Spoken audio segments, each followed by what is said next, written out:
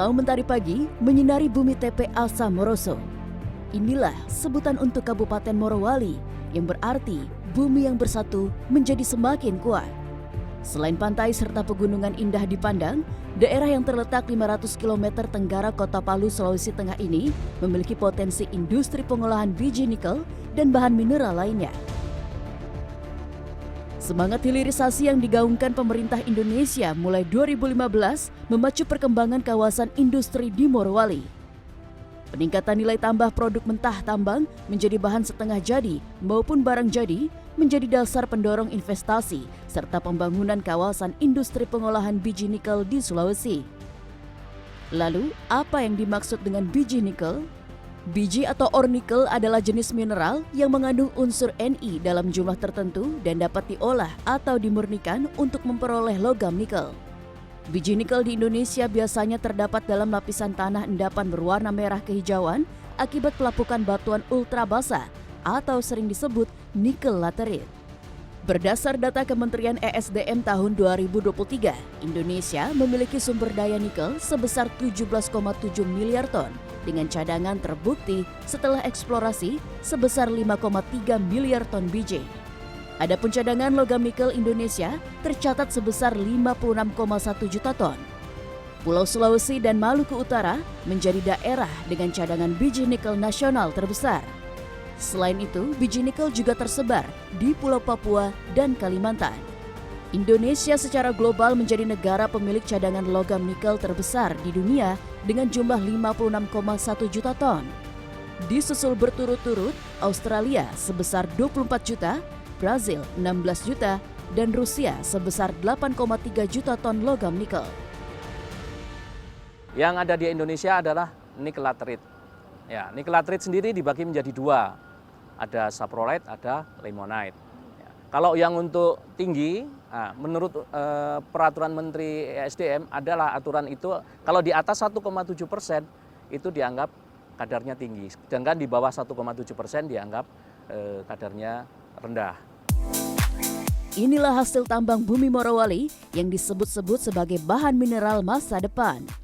Tanah berwarna coklat kemerahan yang mudah dijumpai di sekitar Kecamatan Bahodopi, Sulawesi Tengah ini menghasilkan biji nikel kadar rendah atau populer disebut limonite di kedalaman 4 hingga 6 meter. Sedangkan lapisan tanah kedalaman 6 hingga 10 meter menghasilkan biji nikel kadar tinggi yang disebut saprolite. Nikel kadar tinggi dan kadar rendah dapat dibedakan dengan melihat warna biji. Namun, untuk mengetahui secara lebih akurat, dilakukan dengan pengetesan di laboratorium agar dapat ditentukan kadar serta kandungan unsur-unsur kimia lain di dalamnya. Biji nikel ya adalah bahan baku yang akan diolah menjadi nikel. Bagaimana cara membedakan antara kadar nikel yang tinggi dan kadar yang nikel yang rendah? Secara kasat mata akan sangat sulit buat orang awam, namun mungkin orang-orang tertentu bisa membedakan secara suara, secara warna, kemudian karakter dari secara fisik ore tersebut. Cuman itu tidak terlalu banyak orang yang bisa melakukan itu. Yang paling tepat adalah mengambil sampel dan masukkan ke lab. Saprolite memiliki kadar nikel dan silika yang lebih tinggi dibandingkan limonite. Akan tetapi sebaliknya, saprolite memiliki kadar besi yang lebih rendah karena berada di lapisan tanah yang lebih dalam dari limonite sehingga minim terjadi pencucian oleh air hujan yang menyebabkan bertambahnya kadar besi karena oksidasi atau pelapukan. Biji nikel laterit hasil tambang di sekitar Morowali dan daerah lainnya dikumpulkan di stockpile atau tempat penimbunan. Kemudian biji diangkut menuju fasilitas pengolahan nikel atau smelter dengan menggunakan truk. Untuk proses pembentukan ya secara alami ya, jadi memang ada dan itu tidak renewable. Jadi kita harus pandai-pandai untuk memanfaatkan bahan baku atau biji nikel yang ada di Indonesia. Karena itu tidak terbarukan. Kita walaupun sampai saat ini menjadi produsen dan mempunyai stok terbesar di dunia, tapi kalau kita tidak pandai-pandai memanage, terutama dari pemerintah untuk regulasinya, itu nanti kita dalam waktu sebentar aja udah habis cadangan ore nikel kita. Salah satu kawasan industri modern terintegrasi untuk pengolahan nikel adalah Indonesia Morowali Industrial Park atau IMIP. Kawasan industri yang awalnya seluas 1.800 hektar ini mulai beroperasi sejak 2015 dengan nilai investasi sebesar 3,3 juta dolar Amerika. Saat ini, kawasan IMIP telah menyerap tenaga kerja hingga lebih dari 84.000 orang. Setidaknya terdapat 54 line smelter pengolah biji nikel di kawasan IMIP. Biji saprolite dapat diolah dengan menggunakan metode pyrometallurgi dengan teknologi Rotary Kiln Electric Furnace atau RKEF. Pada tahap awal, biji saprolite dihancurkan dan dipanaskan melalui tungku putar atau rotary kiln dan dilebur dalam tungku listrik atau electric furnace bersuhu 1400 derajat Celcius. Hasil dari proses pengolahan biji saprolite dengan metode pyrometallurgi ini adalah nickel pig iron atau NPI dengan kadar nikel 10%, ferronikel berkadar nikel 15 hingga 40%, serta nikel matte berkadar nikel tinggi hingga 80%. Dalam satu tahun, 54 jalur produksi atau smelter yang berada di kawasan IMIP mampu menghasilkan 4,47 juta metrik ton nikel pig iron. Untuk mengolah biji nikel kadar rendah atau limonite di kawasan IMIP digunakan teknologi hidrometalurgi dengan sistem high pressure acid leaching atau HPAL.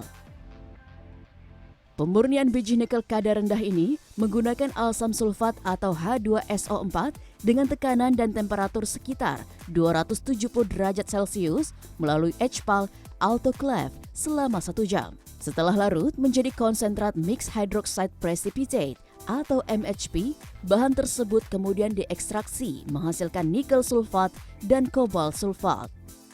Nikel sulfat dan kobalt sulfat dapat digunakan sebagai bahan baku prekursor katoda baterai litium kendaraan listrik. Dengan adanya produk yang dihasilkan untuk membuat baterai kendaraan listrik, maka kawasan IMIP dikembangkan menjadi 3 klaster industri berbasis nikel. Klaster pertama kita selalu bilang tuh klaster stainless steel namanya ya. Klaster stainless steel ini karena memang Tsingshan Group sendiri itu di Tiongkoknya mereka smelternya menghasil stainless. Jadi itu pabrik di copy paste atau dibawa ya dari Tiongkok ke sini sehingga yang dihasilkan itu stainless. Yang kedua adalah klaster carbon steel. Carbon steel ini memang dari kawasan itu mendukung program pemerintah di mana pemerintah pengen di Indonesia ini industri baja itu bisa bersaing global sehingga kita mengajak lagi investor yang mau mengolah carbon steel di sini. Nah, yang ketiga, kebetulan ada teknologi baru penemuan bahwa MHP ya namanya produknya MHP itu menggunakan nikel juga. Nikel yang grade-nya berbeda dengan stainless steel tadi. Stainless steel tadi nikel yang grade-nya tinggi, sedangkan grade yang rendah ini dipakai juga ternyata bisa. Kalau dulu kita grade rendahnya disisihkan, ini mau dipakai lagi. Nah, investor yang tadi melihat kesempatan ini juga datang bahwa mereka melihat peluang emas dengan banyaknya kandungan nikel yang grade rendah tadi di kawasan kita juga atau di area tambang sekitar kita, mereka juga menginvest untuk klaster ketiga ini yang dimana juga sejalan dengan keinginan pemerintah untuk kedepannya ada pabrik menggunakan electric vehicle seperti itu yang juga ramah lingkungan. Keberadaan 3 klaster industri di kawasan IMIP terbukti mampu mendorong peningkatan nilai tambah biji nikel Indonesia. Keberadaan industri pengolahan biji nikel di kawasan ini semakin meningkat sejalan dengan larangan ekspor biji nikel mentah oleh pemerintah Indonesia sejak 1 Januari 2020. Kebijakan ini bertujuan meningkatkan nilai tambah produk nikel sehingga dapat meningkatkan pendapatan negara untuk kesejahteraan masyarakat Indonesia.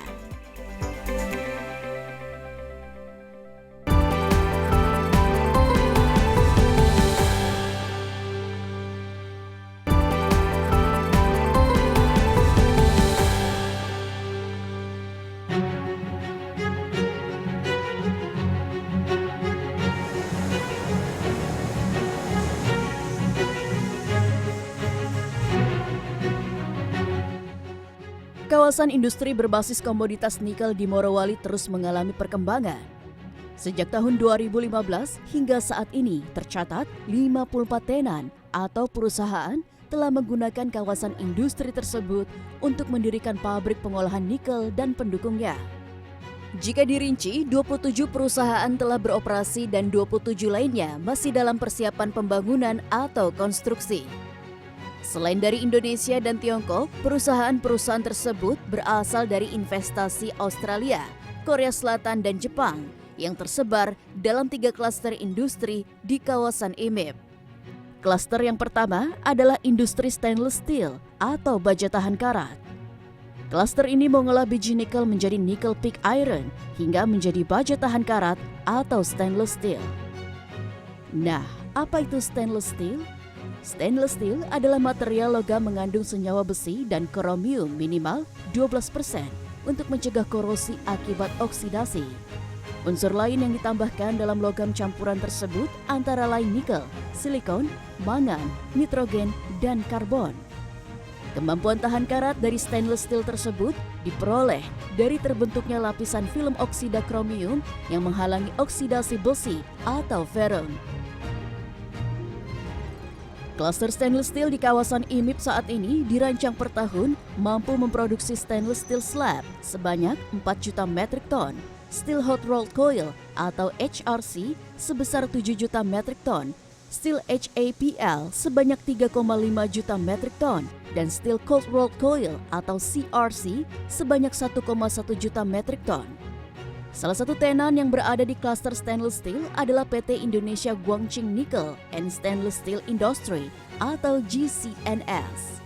Perusahaan di bawah naungan Tsingshan Holding Group ini memiliki kapasitas produksi nickel pig iron atau NPI per tahun sebesar 600.000 ton dan stainless steel slab sebanyak 1 juta ton, serta stainless hot rolling coil atau HRC sebanyak 2 juta ton. Pada awalnya, biji nikel kadar tinggi atau saprolite diolah menjadi nickel pig iron melalui smelter berteknologi rotary kiln electric furnace. Biji dikeringkan melalui dryer atau pengering berbentuk tabung berputar untuk mengurangi kadar air di dalam biji nikel.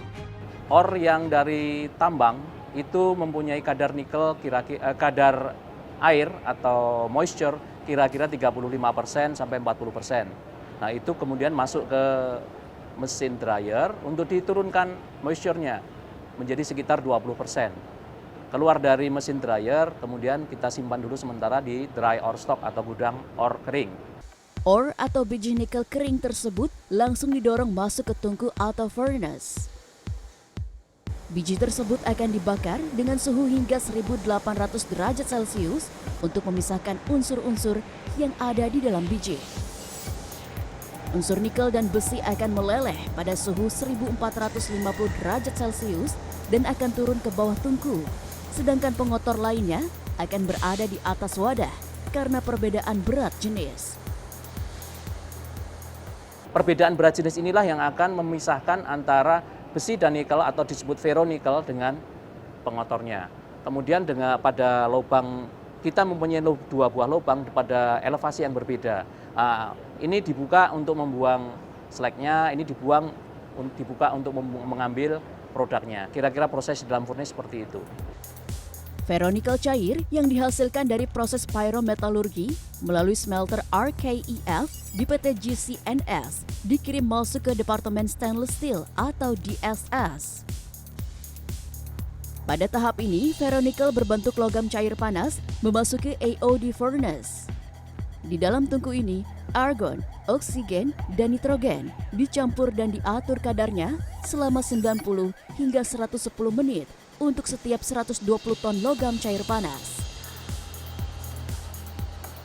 Sebenarnya AOD itu kepanjangan dari argon oksigen decarburizer, kalau VOD itu vacuum oksigen decarburizer. Sebenarnya fungsinya sama.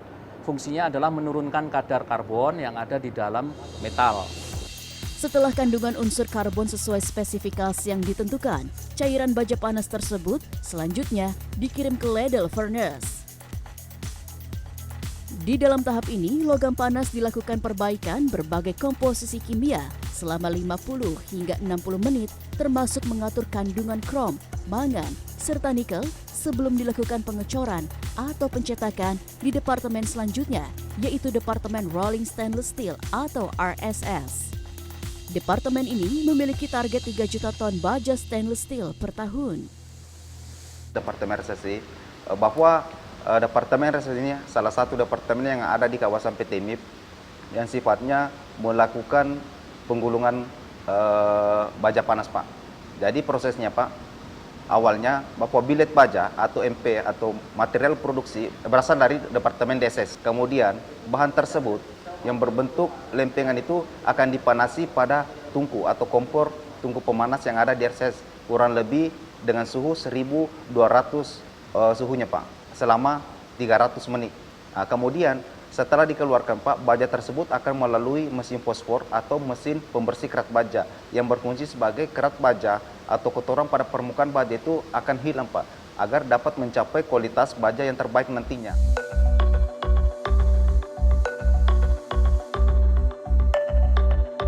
Pada awalnya, logam panas tersebut dicetak dalam bentuk lembaran atau slab. Lembaran baja tahan karat panas tersebut dipipihkan 5 hingga 7 kali sesuai ukuran serta spesifikasi yang ditentukan. Pada akhirnya, lembaran baja tahan karat tersebut didinginkan dan digulung. Untuk mempermudah pengiriman, baja stainless steel dilakukan pembungkusan atau packing, penomoran, serta penimbangan.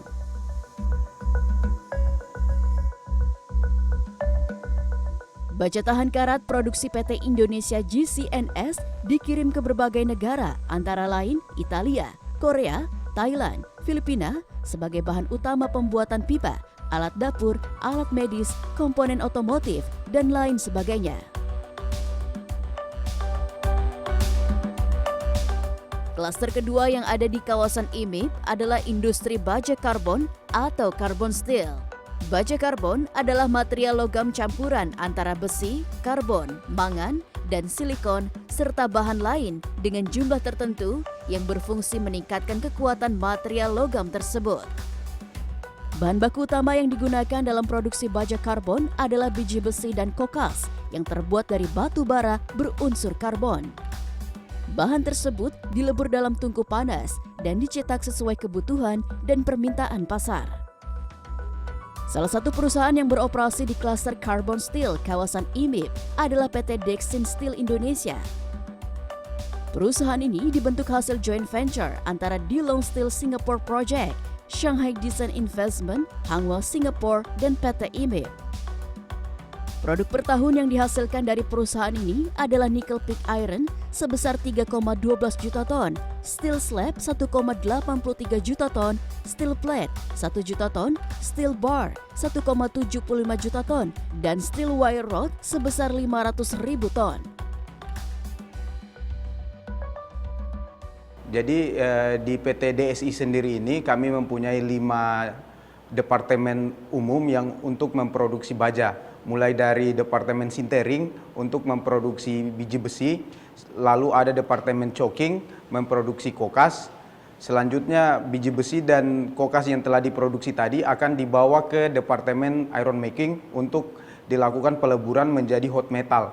Hot metal tersebut akan dibawa kembali ke departemen steel making yang lanjutnya akan diproduk atau di casting menjadi slab dan billet. Khusus untuk billet atau baja berbentuk batang, produk ini dapat diolah lebih lanjut melalui alat steel rolling untuk menghasilkan wire rod atau gulungan kawat baja dan steel bar atau baja karbon lembaran. Target produksi kami adalah 7 juta ton dengan mendukung 4 line di steel making, 3 line di converter. Baja karbon lebih kuat dari baja jenis lain, memiliki kemampuan sambung atau las yang baik, serta tahan terhadap air garam. Dengan keunggulan tersebut, logam ini dapat digunakan industri manufaktur, galangan kapal, permesinan, serta konstruksi. Klaster Carbon Steel di kawasan industri IMIP didirikan dalam rangka mengakomodasi keinginan pemerintah untuk bisa meningkatkan kapasitas produksi baja karbon di dalam negeri. Kawasan industri yang dikelola PT IMIP hingga saat ini mampu menghasilkan carbon steel sebesar 7 juta metrik ton per tahun. Produksi tersebut digunakan untuk memenuhi permintaan dalam negeri maupun kebutuhan ekspor ke negara-negara Asia Pasifik, Eropa, dan Amerika.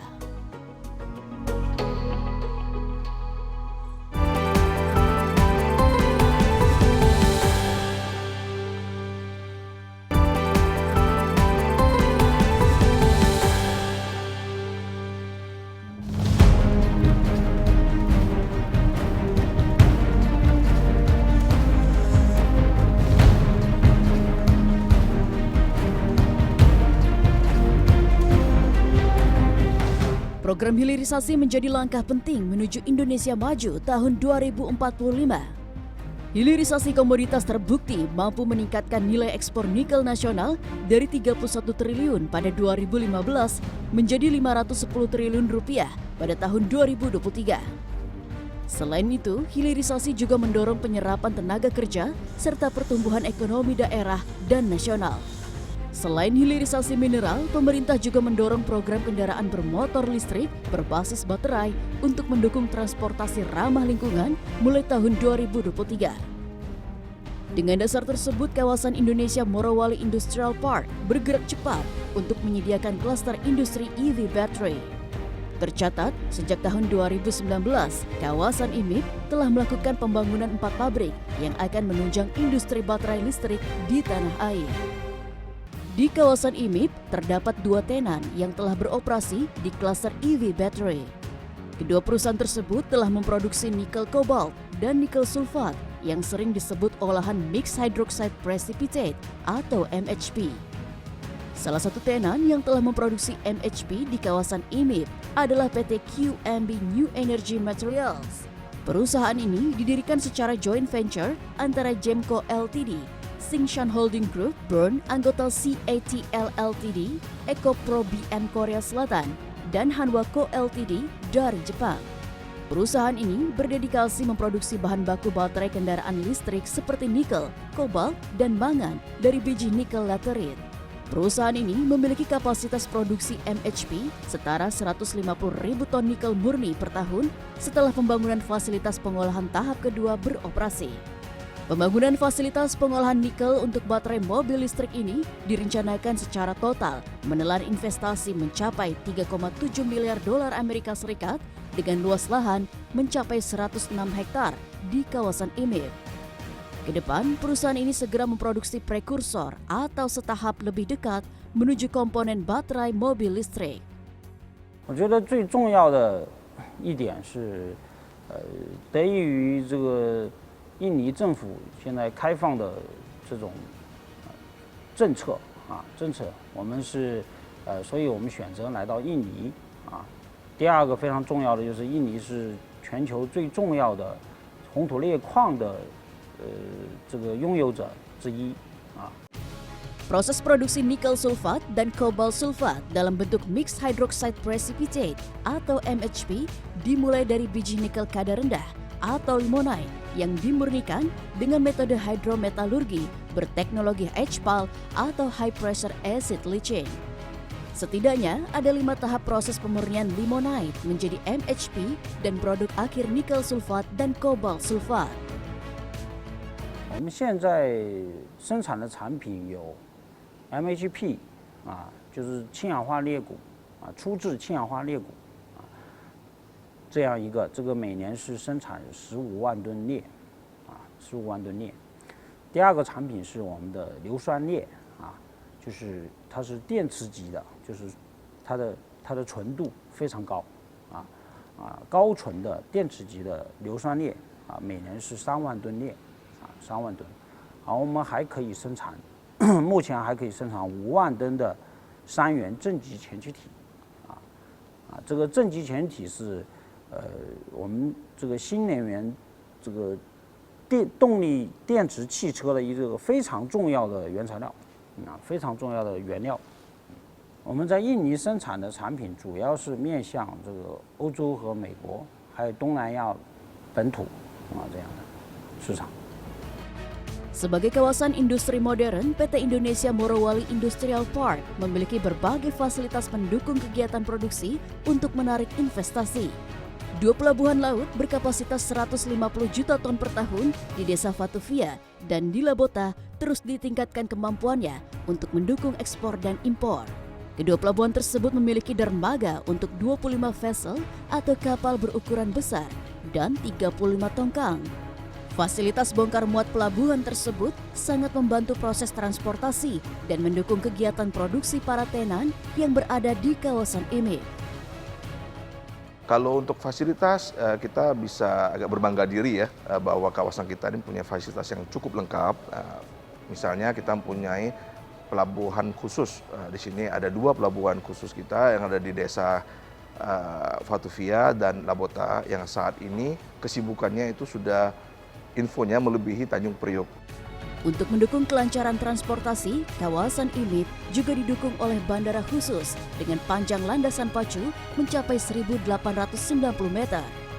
Adapun power plant atau pembangkit untuk mendukung ketersediaan listrik operasional kawasan juga tersedia melebihi kebutuhan dengan konsep mendorong penggunaan energi ramah lingkungan secara bertahap untuk mendukung program Net Zero Emission Indonesia di tahun 2060. Kalau menuju ke sana, kita sedang mengupayakan penggunaan PLTS ya, pembangkit listrik tenaga surya ya, tenaga matahari ya. Itu jadi memang ada lahan sekitar 200 hektar yang akan digunakan di punggungan bukit namanya ya. Itu yang akan kita pasang panel-panel untuk menyerap tenaga surya, yang dimana untuk diketahui juga bahwa 1 megawatt itu membutuhkan 1 hektar luasan lahan dibutuhkan. Jadi kalau kita siapkan 200 hektar bisa menghasilkan daya 200 megawatt. Dan tanah-tanah lain juga seperti QMB, ada juga DSI, itu mereka sudah, DSI terutama ya, yang saya tahu mereka sudah mulai menginstalasi, itu panel-panelnya di atas pabriknya. Nah, itu diyakinkan mereka bisa menghasilkan daya sekitar 60-an megawatt.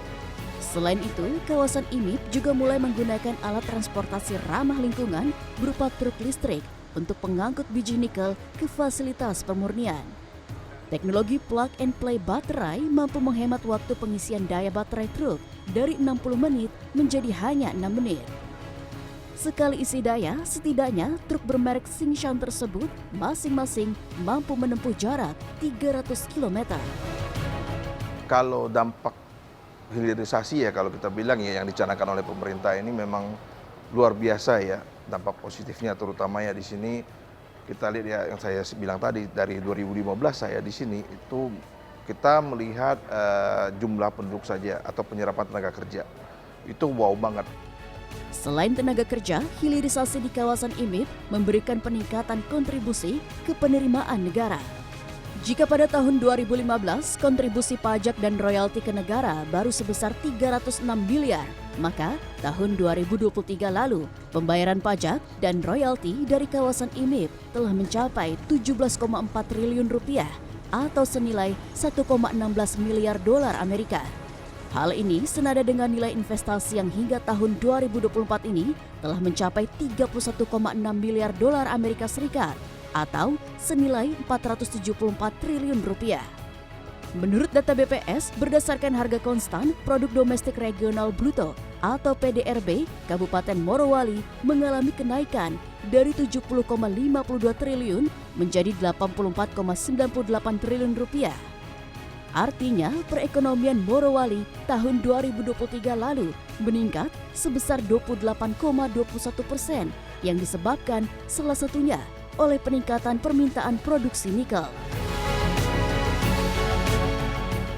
Kilau Nikel, Kilau Morowali, demi kemajuan negeri Indonesia tercinta.